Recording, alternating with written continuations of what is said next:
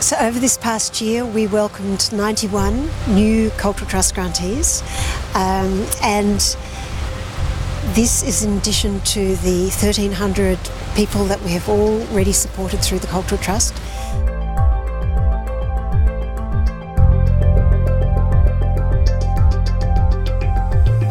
So when I look back over 10 years, one of the exciting things for me is that we are now supporting artists across a much wider range of practices.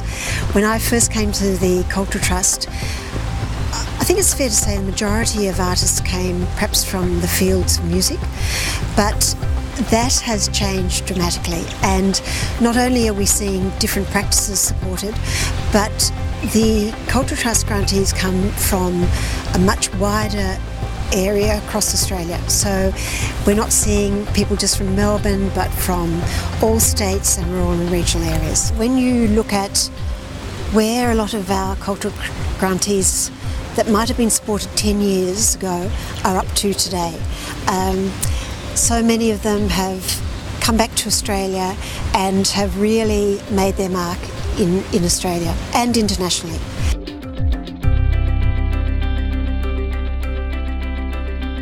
And then I look at someone like Daniel Crooks, and Daniel Crooks received a grant of $100,000 for the second Ian Potter Moving Image Commission Awards. And I look back at 2004 when Daniel received a Cultural Trust grant to enable him to go to Amsterdam for professional development. So this is a wonderful thing about the Cultural Trust. They're small grants, the majority are about $7,000. Cultural Trust grantees have to make a contribution themselves. So it might be someone like Daniel who has received this major commission, or it might be many of the other Cultural Trust grantees who have come back to Australia, who have developed an amazing career. Someone like Genevieve Lacey, who plays the recorder, and I heard her recently at a dinner, and her music just takes you to another place. And these people are being recognised in Australia, but also on the world scene. And I think it's that belief that the Cultural Trust has placed in these people. It enables them to go on and develop these amazing careers.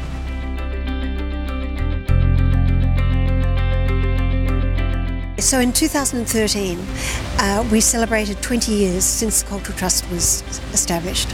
And the amazing thing about that celebration was that it brought so many of our Cultural Trust family together. It showcased many of their talents. We learnt about the contribution they have made to the Australian arts sector, and ensuring that the arts sector is vibrant. We need people like our Cultural Trust grantees, and it was also a wonderful opportunity for so many of them to get together and to talk about their achievements.